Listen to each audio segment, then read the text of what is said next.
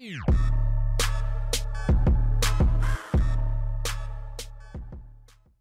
yo, what's up and welcome. I'm the one and only West Coast King, and welcome back to the LAFC career, where we're gonna get season 4 well and truly underway today. At least that's the plan. I hope I can at least play the first game of the regular season.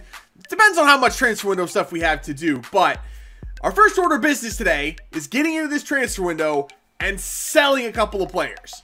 And we talked about it last episode. Hector Herrera, Diego Rossi, and to a lesser extent Gerard Pena, Herrero, and Lee Nguyen all need to be sold in this window. Lee Nguyen doesn't need to be sold, but he's making $8,500 per week. He's the 5th highest paid player on the team. He's got to go. He's making too much money for the role that he's playing. And then also, I need to bump Mark Anthony K up to designated player. I need to give him $9,000 per week in wages to make him our 3rd designated player. So we're going to get to that. But first of all, we need to sell our guys.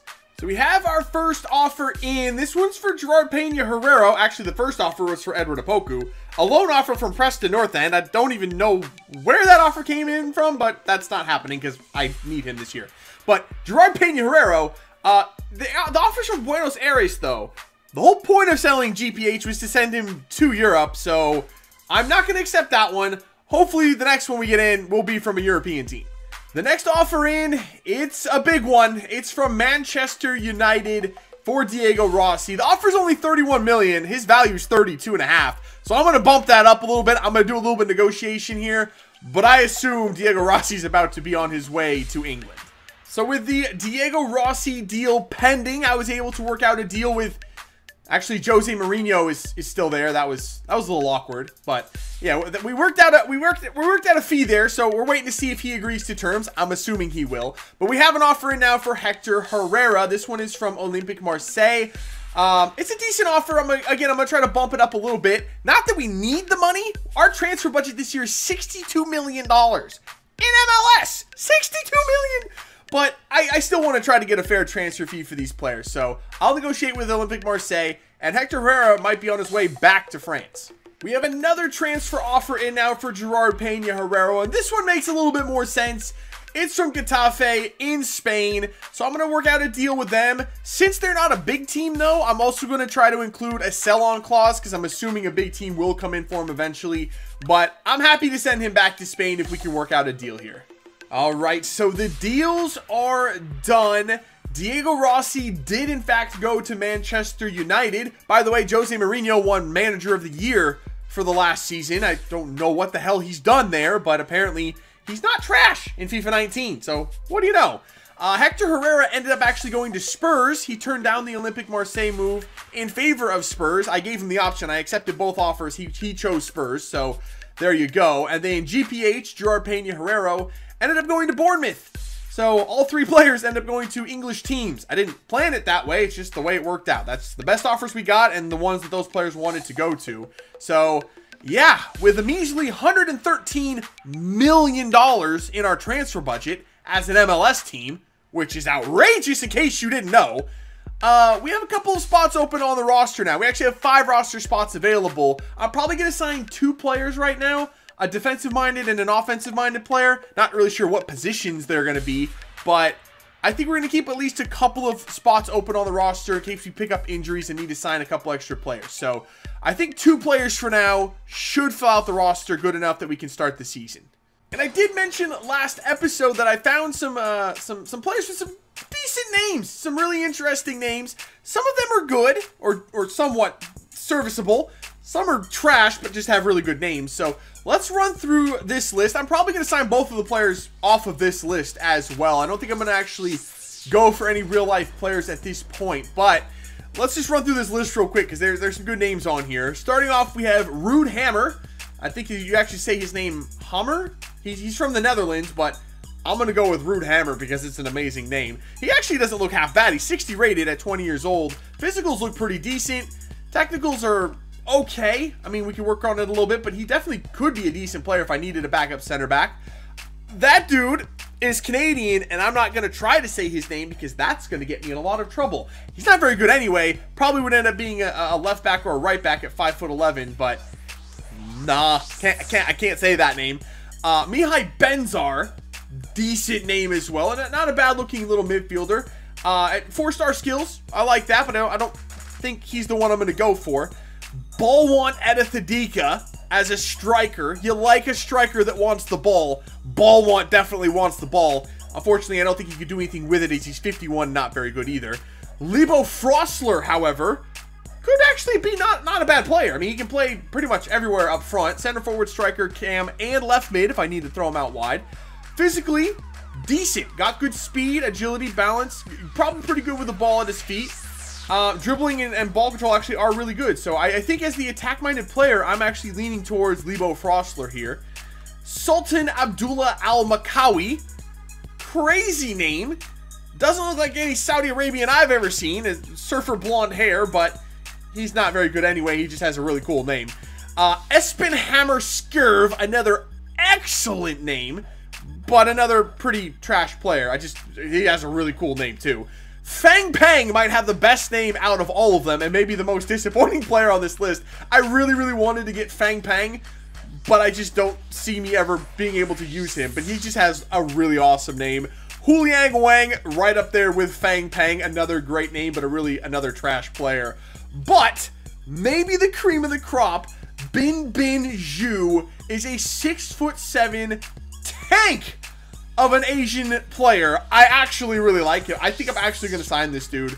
At 6'7", he plays CDM, but his physicals are excellent. His technical ability is not bad. He's good with the ball at his feet. Slide tackling is pretty good.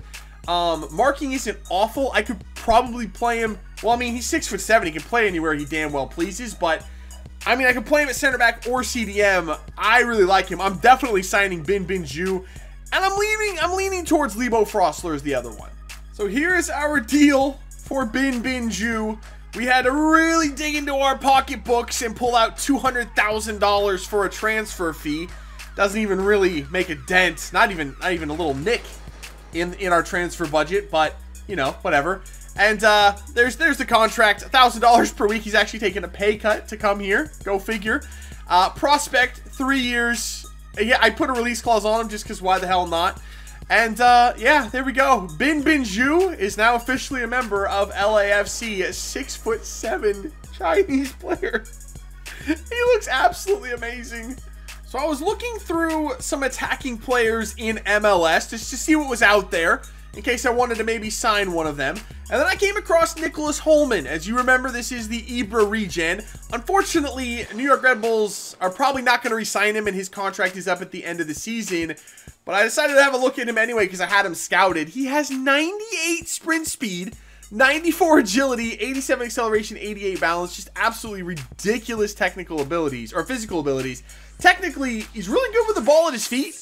Not a great finisher, though. Only 59 finishing. He actually might be better as a center attacking mid with his 77 long shots. I'm not sure he's going to be so good with up close to the goal as a striker. But even though they're losing him, I think they're going to be okay because I'm pretty sure they also have the David Villa regen in Benyat Garcia Tena. He is showing great potential, and David Villa was still at NYCFC when I started this career.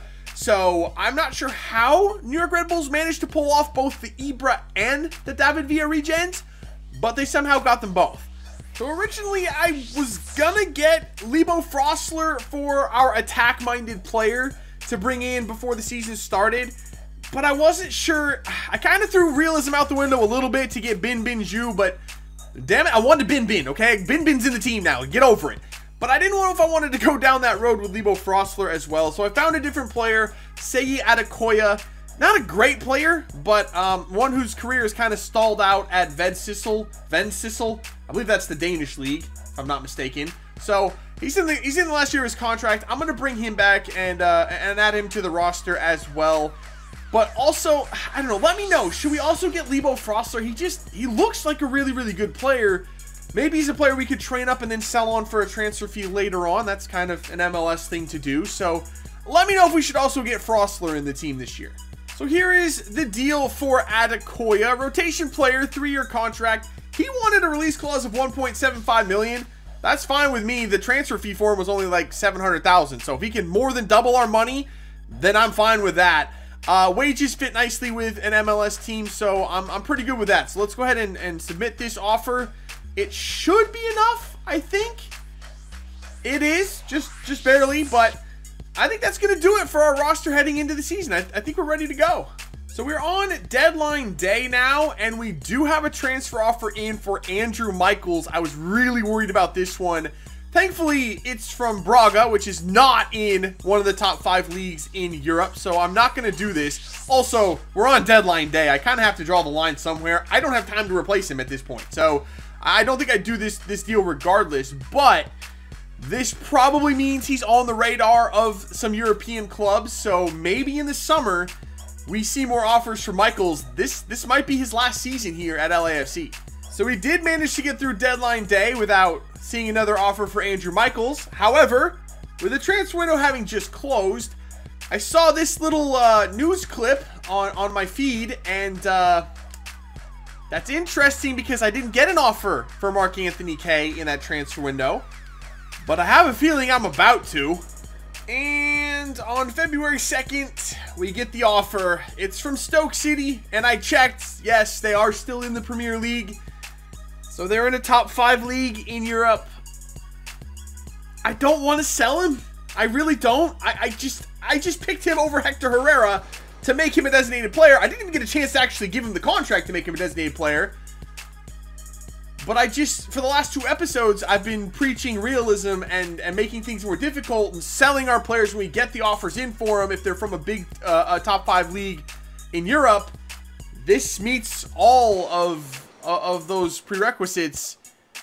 I have to accept this offer. I really don't want to. I love Mark Anthony K, but in real life, if he got this offer, if Mark Anthony K received an offer from Stoke City, he'd be pushing to make this move. And to respect the realism here, can you tell that I'm stalling? We have to accept this offer. So it's a good offer as well, 13.8 million. I don't think I'm going to get much more than that. I'm just going to go ahead and accept this.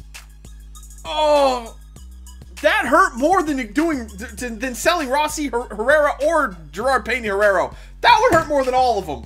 So, unsurprisingly, K accepted the move, and he's off to Stoke City in July. That is the one saving grace here, is that offer came in after the window closed, so we have him for the first half of the season. We have him until July.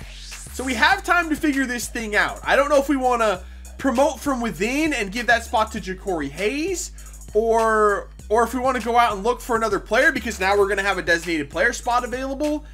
I'm not sure how we're going to work this thing, but we have time to figure this thing out to see how all of this is going to work, because honestly, I don't even know how Brett Evans is going to play in the midfield. I've never played him that far back before. He's always played center attacking mid. So we have a few months to see how the pieces fit together and figure out what we're going to do. All right, so we are set for the start of Season 4 now.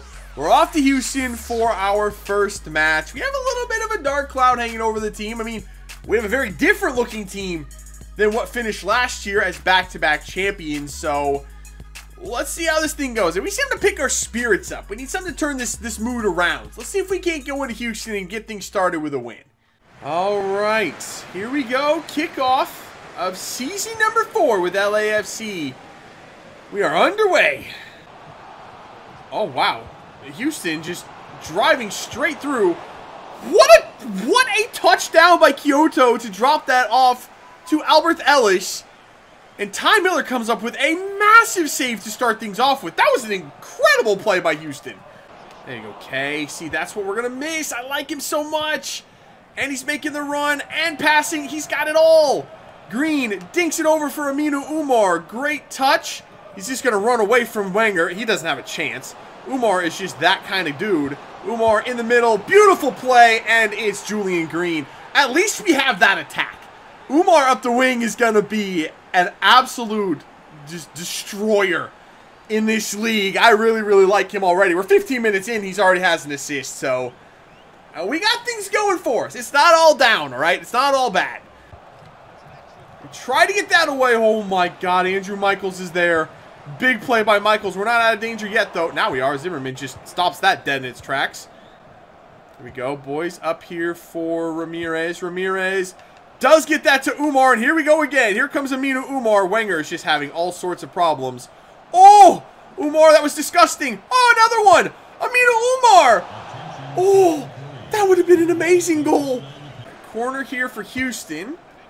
I know we've had a lot of good looks early in this one, but Houston really haven't been that bad. That's a dangerous, dangerous deflection that just lands right at the feet, I think, of Kyoto, maybe? I'm not sure who took that shot, actually. We've done such a good job of playing the ball out of the back in this game. It's actually kind of crazy. And there goes Amina Umar again. Like, how is Wenger even trying to keep up at this point? Umar, time finesse, not the right angle for it. But he's giving Houston all they can handle. Go on, Umar. Playing it in here. Very nice. Evans. Over for Vela. Vela for Pacheco. Pacheco's got a wide open run in. Pacheco, far side. Beautiful vision by Pacheco. And I believe that would be Julian Green for 2. Man, Julian Green might end up having the season I expected Brett Evans to have last year, which is an MVP caliber season. Julian Green might be that man this year. Ooh, Pacheco gets that ball back, though. Nicely done. Good vision to spot the run of Amina Umar. Back in there for... Oh, Julian Green, that was your hat trick. And you blew it, son. How did you manage to do that? That was an interesting throw by the keeper. I'm not really sure what he was trying to do there. He ended up just throwing it right to Amina Umar, who's kind of in trouble. Pulls that back for Bernal. Bernal in there for Ramirez. Beautiful spot to Mark Anthony K. How did he block that? Doesn't matter. He got the rebound to put it in anyway. I have no idea how that defender blocked that first shot. I mean, to be fair, K should have hit it with his right and just scored, but he hit it with his... I guess that's how he blocked it. But, anyway, Mark Anthony K scores. It's 3-0. Comes Bernal up with it. Bernal going out wide for that guy. Amina Umar again. Ball in there for Vela. Nods it down. K somehow comes out of there with it. Plays it over for Ramirez. Takes a touch. Hits the post. Christian Ramirez. That's going to be an own goal. I don't know what I just saw. I don't know what I just saw. How? What's... I've never seen that before. They literally just put it in their own net. What is Houston doing? Are they serious with this passing? They're literally just giving us the ball. That ball's over for Julian Green for his hat trick. Oh, that's probably going to be the last shot of the game. I mean, we didn't need to make it 5, but I wanted Green to get a hat trick. He was that close. Okay, he was more like that close, but it was still really close.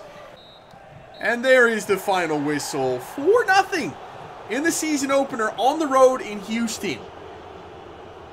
Damn.